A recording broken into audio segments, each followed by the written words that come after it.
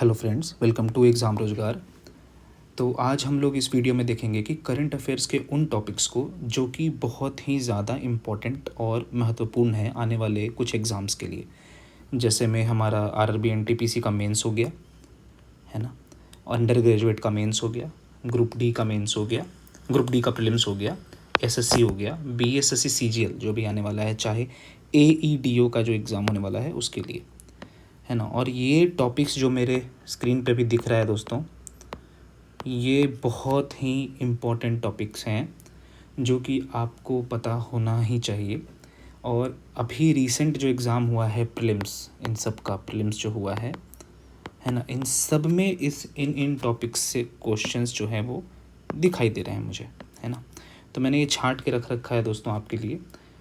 तो पहला टॉपिक जो हम लोग देख रहे हैं यहाँ पे वो है स्पोर्ट्स, है ना।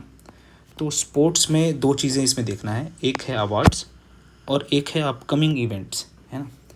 तो ये दोनों ही बहुत इंपॉर्टेंट है। जैसे मैं आपको अगर बाइफरकेशन, देखिए आप करंट अफेयर्स कर रहे हैं ना, तो उसको भी आप बाइफरकेट करके चलिए। जैसे स्पोर्ट्स बोल दिया तो सिर्फ स्पोर्ट्स में यही नहीं है ना। जैसे मैंने अभी दो चीज़ों में बाइफरकेट किया है।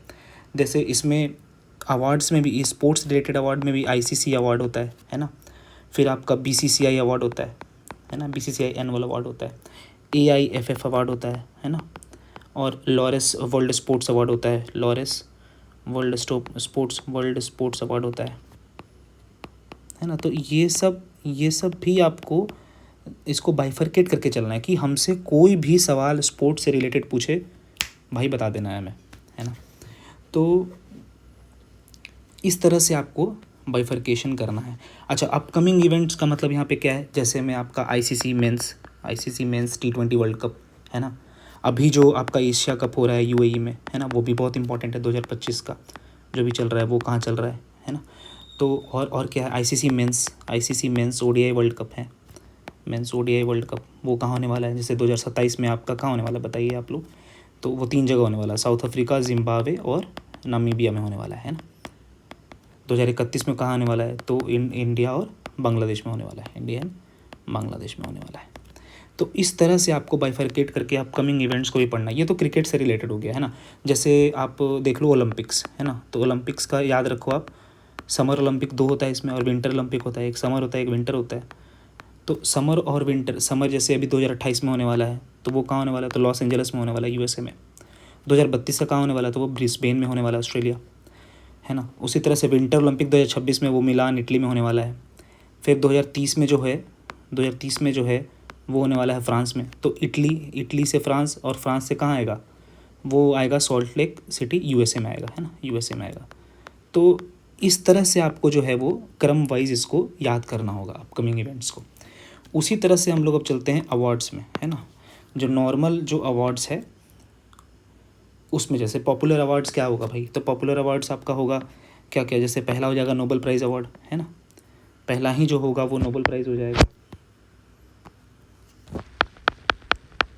ठीक है, नोबेल प्राइज़ हो गया। और लिटरेचर अवार्ड्स हो गया, लिटरेचर अवार्ड्स में, है ना, जैसे साहित्य कला अवार्ड हो गया, है ना। हिंदी लैंग्वेज के लिए अवार्ड मिलता है साहित्य कला में, साहित्य अकेडमी में, है ना। ऐसा हो गया मैन बुकर, है ना, मैन बुकर प्राइज़ हो गया, मैन बुकर हो गया।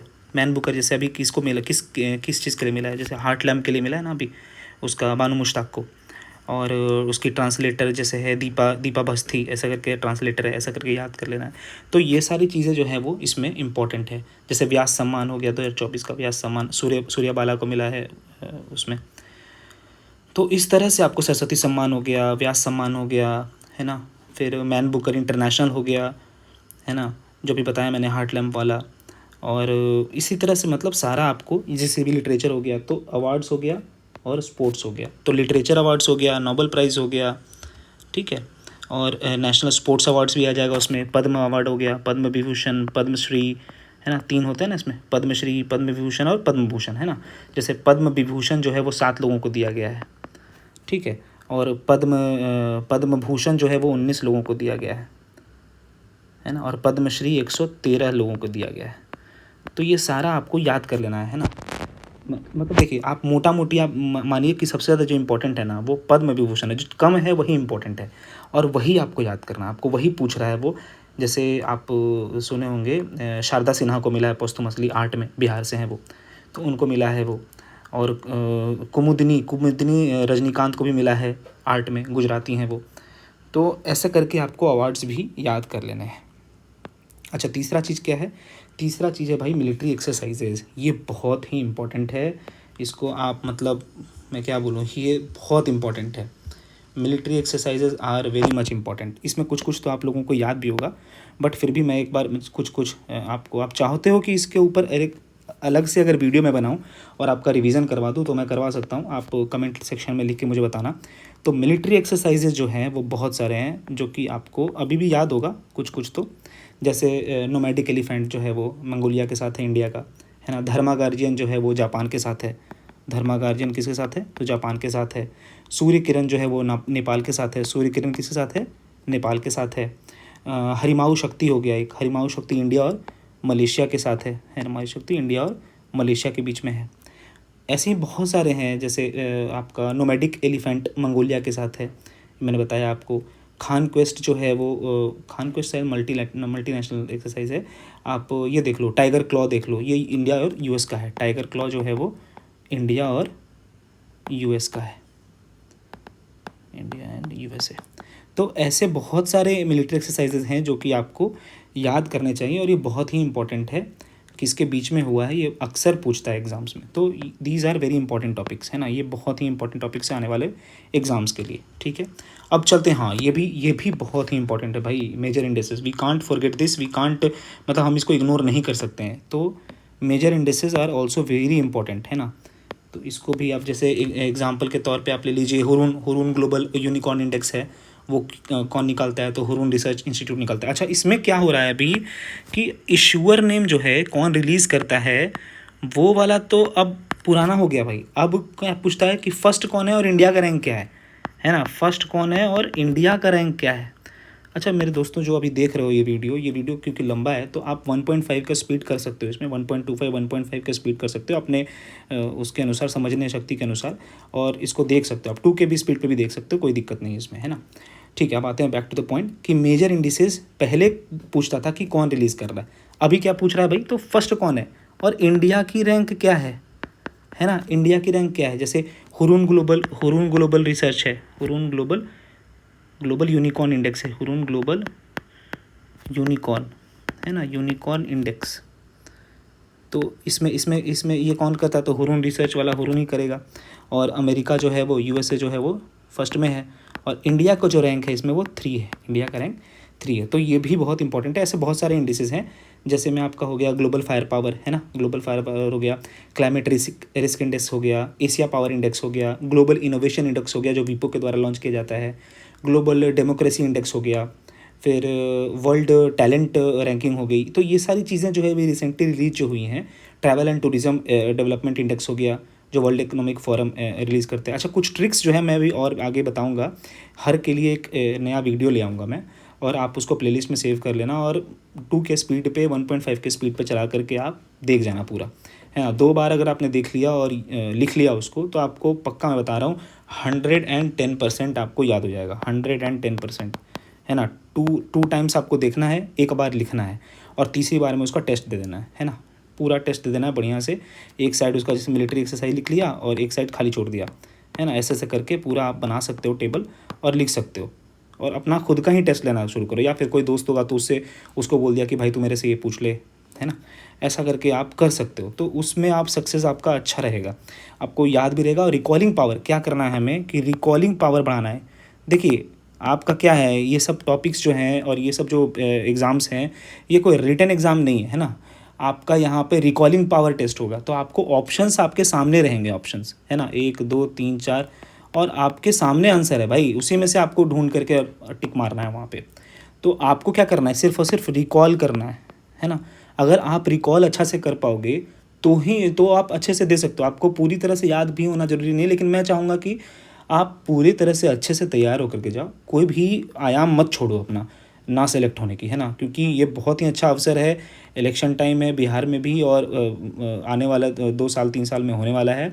तो तो आप एकदम लग जाओ और आपको अच्छा पे कमीशन भी आने वाला है ना। 2026 में आपका आ जाएगा पे कमीशन, अनाउंस हो जाएगा, और 27 में आपका अप्लाई हो जाएगा। उसके ऊपर भी वीडियो बनाएंगे, बात करेंगे उसके ऊपर कितना सैलरी होगी उसे बाद में। बट अभी जो मेन टारगेट है हमारा कि ये सब सारे इंपॉर्टेंट टॉपिक्स कर लें। अच्छा, मैंने ये भी देखा कि साइंस एंड टेक के ऊपर बहुत ज़्यादा फोकस कर रहा था रेलवे और कोई भी एग्ज़ाम्स जो है वो साइंस एंड टेक के ऊपर जो है वो, और वो ऊपर ऊपर नहीं पूछ रहा है ना, आपको डीप जा करके पूछ रहा है। They are asking diving into deeper, है ना। तो आपको अब सिर्फ ये नहीं याद रखना कि भाई गगनयान मिशन कब तक पूरा होगा या फिर कोई भी मिशन कब तक पूरा होगा। आपको पूरा ही जानना है कि भाई कौन सा रॉकेट है जो यूज़ किया है। जैसे LVM-3 यूज़ किया था, LVM-3 यूज़ किया है आपको किसके लिए, गगनयान मिशन के लिए। उसमें आपका एस्ट्रोनॉट कौन है ना, मतलब यूज़ करेगा, सॉरी LVM-3 यूज़ करेगा। और कौन सा एस्ट्रोनॉट है, जैसे प्रशांत बालाकृष्णन नायर है, अंगद प्रताप है, अजीत कृष्णन है, शुभांशु शुक्ला है। जो शुभांशु शुक्ला भी आप नाम जानते होंगे, Axiom 4 में भी वो गए थे, है ना, स्पेस में।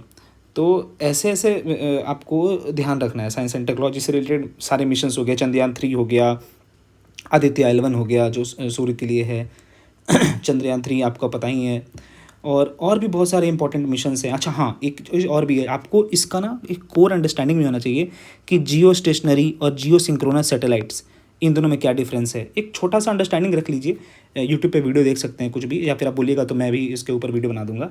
बट एक छोटा सा अंडरस्टैंडिंग आप रख सकते हैं कि ये दोनों चीज़ें क्या होती हैं, है ना। पोलर लॉन्च सैटेलाइट व्हीकल क्या होता है, PSLV क्या होता है, GSLV क्या होता है। क्योंकि आप अगर कोई भी चीज़ याद कर रहे हो ना, अगर आप समझ करके याद करोगे उसको, तो आपको बहुत फ़ायदा होगा। नहीं तो बाकी रट्टा तो सब मारे, ठीक है, रट्टा तो मारना ही मारना है भाई, बिना रट्टा मारे तो सिलेक्शन होगा नहीं। अगर कोई कह रहा है कि मुझे रट्टा नहीं मारना है, वैसे ही सिलेक्शन हो जाएगा, भूल जाओ भाई, रट्टा मारना होगा। लेकिन समझ के अगर रट्टा मारोगे तो वो लॉन्ग टर्म मेमोरी में जाएगा, अच्छे से रिटेंशन पावर आपकी अच्छी रहेगी, और रिकॉलिंग पावर भी वहाँ पे एग्जाम में आपका झलकेगा, दिखेगा। आप इसी तरीके से ही सक्सेस करते हो, ऐसे नहीं करते हो, है ना। तो साइंस एंड टेक्नोलॉजी हो गया, स्पेस एंड डिफेंसेस हो गया, डिफेंस, है ना। जैसे चंद्र और ये भी फ्यूचर टारगेट्स जो है वो फ्यूचर टारगेट्स ऑफ स्पेस, ये भी इंपॉर्टेंट है। जैसे आपका इसरो का जो अपकमिंग टारगेट है वो चंद्रयान-4 है ना। और इससे भी इम्पोर्टेंट तो अभी ये चल रहा है गगनयान, है ना, गगनयान-2, है ना, गगनयान-2 2025 का दिया है, और गगनयान-3 2027 में है ना, शुक्रयान 2028 में है ना। तो ये सारे जो अपकमिंग मिशंस हैं उसके ऊपर भी फोकस करना है, और रिसेंटली जो लॉन्च किया है इसरो ने उसके ऊपर भी हम लोग को ध्यान देना है। जैसे में एक्सपोसैट हो गया, है ना, लूपेक्स मिशन हो गया, लूपेक्स हो गया, है ना, एक्सपोसैट हो गया। तो ये सारी चीज़ें आपको ध्यान रखने की। लूपेक्स किसके लिए था, तो ये मून के लिए, एक बार चेक कर लेना, लेकिन मून के लिए है मुझे जहाँ तक याद है। एक्सपोसैट है ना, ये पोलैरीमीटर सैटेलाइट को यूज़ करेगा, इसलिए इसका नाम पोलैरीमीटर ऐसा करके है ना। श्रीहरिकोटा से लॉन्च होगा, मतलब लॉन्च हुआ था 1 जनवरी 2024 को। तो ऐसे करके आपको मतलब याद करना है इसको, साइंस एंड टेक्नोलॉजी स्पेस का। अच्छा, अब बात करते हैं कि भाई डिफेंस का क्या है।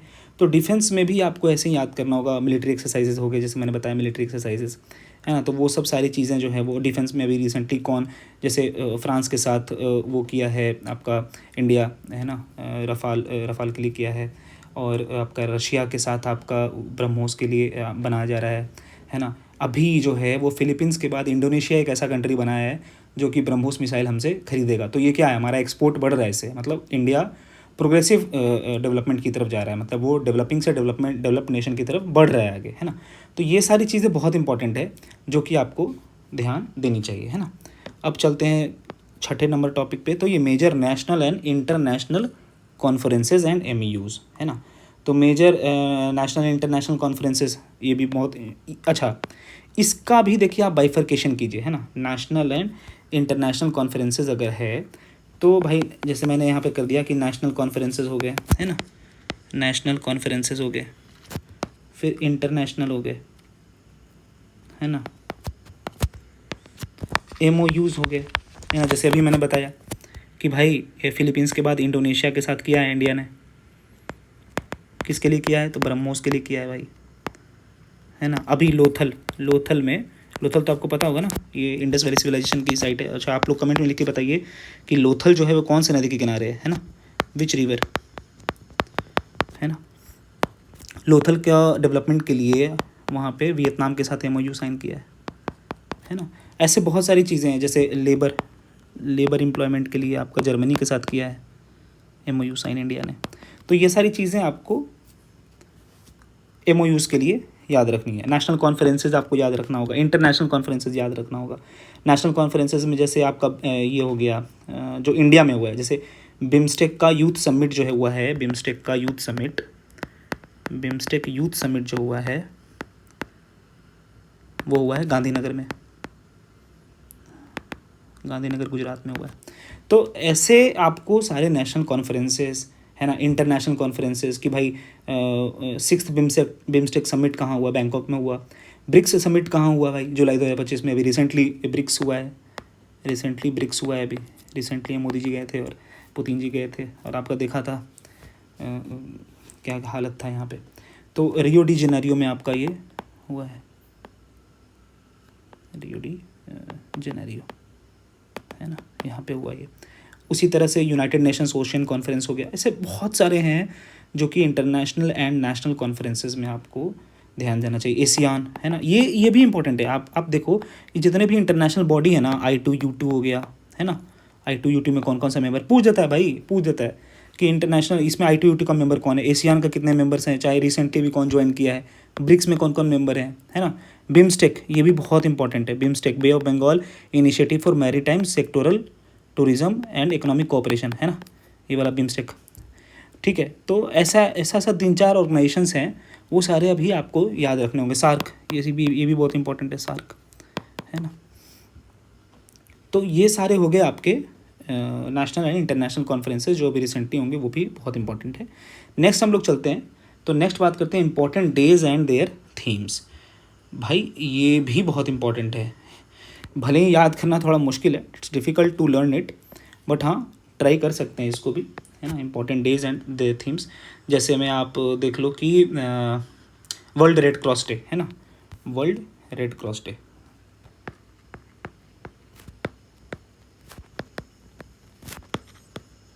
ये कब होता है, आप इतना तो याद कर ही सकते हो, मतलब कब हुआ है, 8 मई 2025 को हुआ था, है ना। इसमें इसका था शायद यार कीपिंग ह्यूमन अलाइव, ये इसका थीम था। तो थीम पे आजकल क्वेश्चन बन रहे। डेट तो ठीक था, ये पहले था, बट अब तो भाई थीम नहीं छोड़ रहे हैं ये, है ना। जैसे अर्थ, ये वर्ल्ड इन्वायरमेंट डे हुआ था ये 5 जून को, है ना, वर्ल्ड इन्वायरमेंट डे है ना, 5 जून को होता है, हर साल होता है 5 जून। इसका क्या था 5 जून पे, बीट प्लास्टिक पोल्यूशन।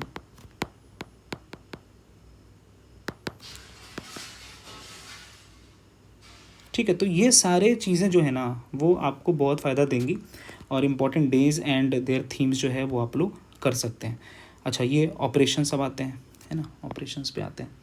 ऑपरेशंस में बेसिक ऑपरेशंस जो है अभी रिसेंटली किया है इंडिया ने, है ना, वो भी बहुत इंपॉर्टेंट है। जैसे में आपका ऑपरेशन शिवा है ना, ऑपरेशन शिवा हो गया। आप बोलेंगे तो मैं सारे लेक्चर्स से, सारे टॉपिक्स पे एक लेक्चर बना दूंगा और आपको याद भी करा दूंगा। आप मेरे साथ जुड़ जाएंगे तो आपको पूरी अच्छे तरीके से ये याद हो जाएगा, है ना। ऑपरेशन शिवा जो था वो अमरनाथ केव में जो पिलग्रिमेज फंस गए थे, है ना, उसके लिए ऑपरेशन शिवा लॉन्च किया गया था।